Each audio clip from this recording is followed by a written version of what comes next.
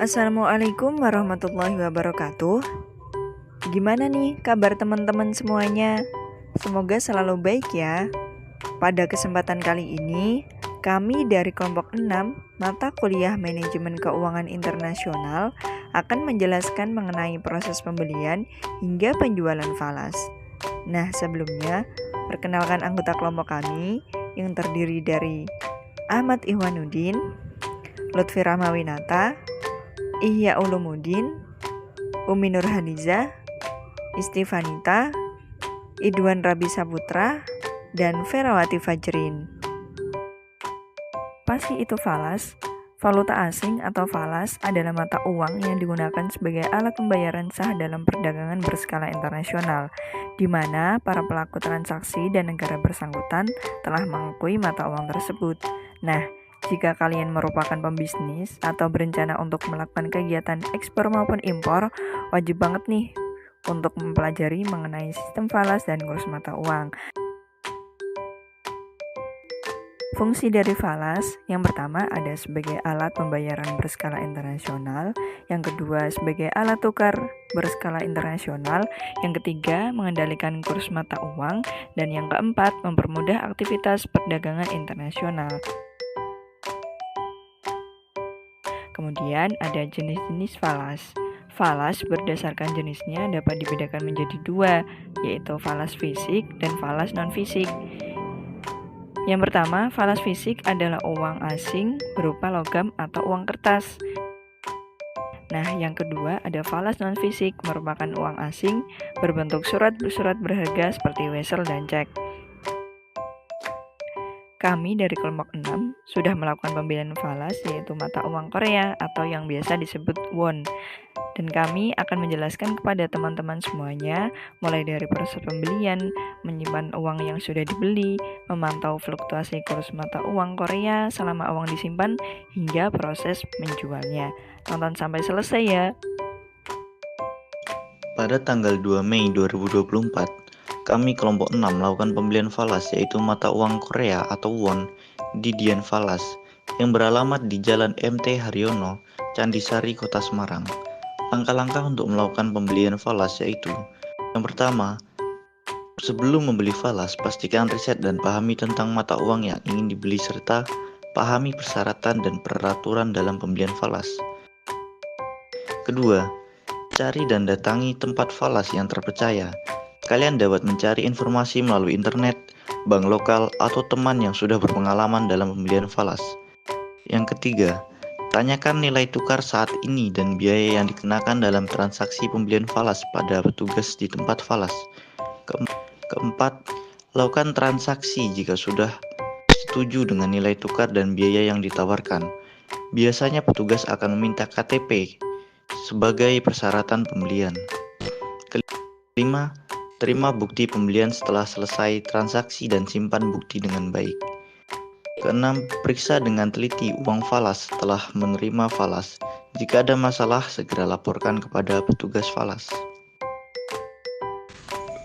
Menyimpan valuta asing atau falas dengan aman dan efektif sangat penting untuk melindungi nilai dan aksesibilitasnya. Berikut adalah beberapa cara untuk menyimpan falas. 1. Simpan di rekening falas. Menyimpan falas di rekening falas membuat falas aman dari resiko kehilangan fisik dan bisa diakses dengan mudah untuk transaksi atau penukaran kembali ke mata uang lokal. 2. Simpan di tempat aman di rumah seperti brankas atau tempat aman lainnya. Memungkinkan akses lebih mudah dibanding harus ke bank, tetapi pastikan keamanannya tinggi. 3. Investasi dalam bentuk falas. Beberapa bank menawarkan deposito dalam bentuk falas dengan suku bunga tertentu. Keuntungan dari menginvestasikan falas selain aman, Anda juga bisa mendapatkan keuntungan bunga dari simpanan tersebut. Kami dari kelompok 6 lebih memilih menyimpan falas di rumah karena akses yang lebih mudah. Dengan perkembangan internet dan dunia digital yang sangat pesat, proses pengecekan nilai kurs mata uang asing juga semakin mudah. Kita bisa memantau nilai kurs ini dengan beberapa cara melalui internet. Berikut 3 di antaranya. Yang pertama, menggunakan aplikasi keuangan. Aplikasi ini biasanya menyediakan pembaruan langsung tentang nilai tukar mata uang dan contoh aplikasinya seperti Currency Converter, Exchange Rate Converse, dan e-Currency. Yang kedua adalah melakukan pemantauan melalui situs web. Banyak situs web yang menyediakan informasi terbaru tentang kurs mata uang. Beberapa situs web juga menyediakan grafik dan alat analisis yang membantu kalian memahami tren dan pola fluktuasi kurs. Yang terakhir yaitu membaca publikasi keuangan. Publikasi keuangan seperti surat kabar bisnis, majalah keuangan, dan laporan riset pasar seringkali memberikan analisis mendalam tentang fluktuasi kurs.